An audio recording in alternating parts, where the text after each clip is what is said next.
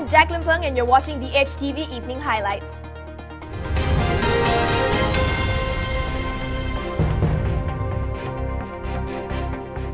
Transparency International has asked Dato Sri Najib Razak to answer questions surrounding the 2.6 billion ringgit donation deposited into his personal account.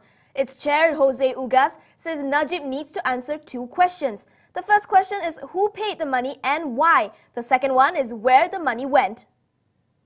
Ugas says only Najib could answer those questions.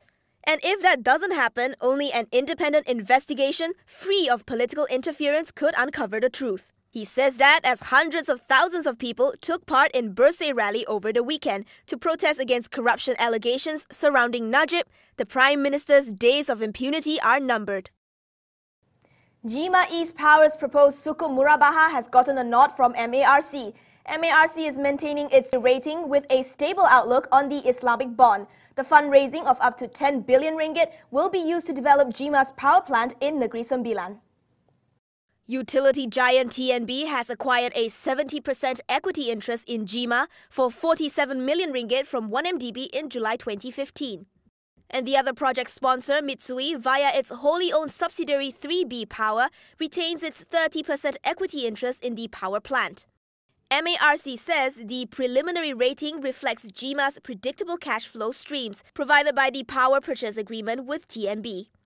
The rating agency notes the agreement with TNB caused the project to be deferred by about 7 months. So, the scheduled project completion date is December 15, 2019.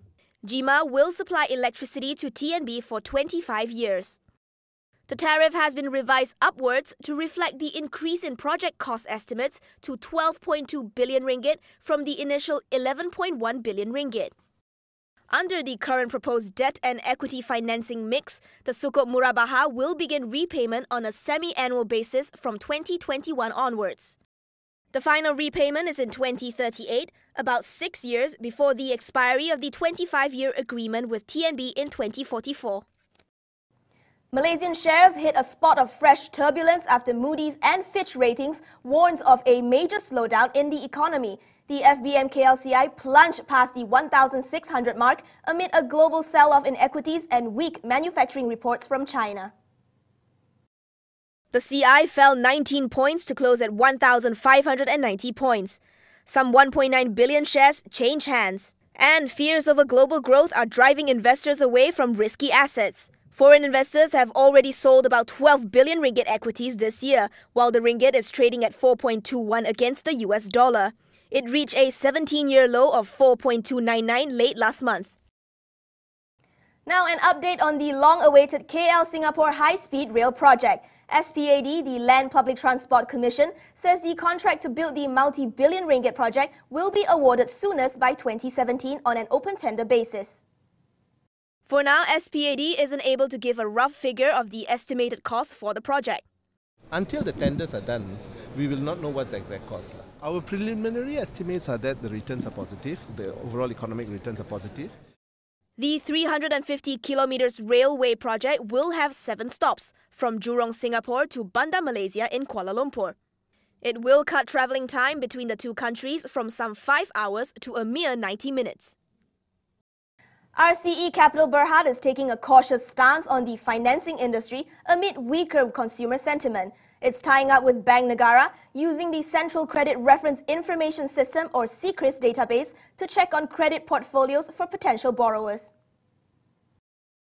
CCRIS's database contains credit information on about 9 million Malaysian borrowers. We have to be cautious in the present environment. Definitely the focus is not so much as growing the business, but more of the ensuring that we continue to have good quality loans. Law says it will be less aggressive in pushing for its commercial segment on the back of the high-risk environment. So he says the focus will still be on the consumer financing segment, which generates more than 90% of revenue to the group. Currently, RCE Capital has a total loan base of 1.2 billion ringgit from 1 billion ringgit last year. And that's all we have for today. I'm Jacqueline Peng. Thank you for watching.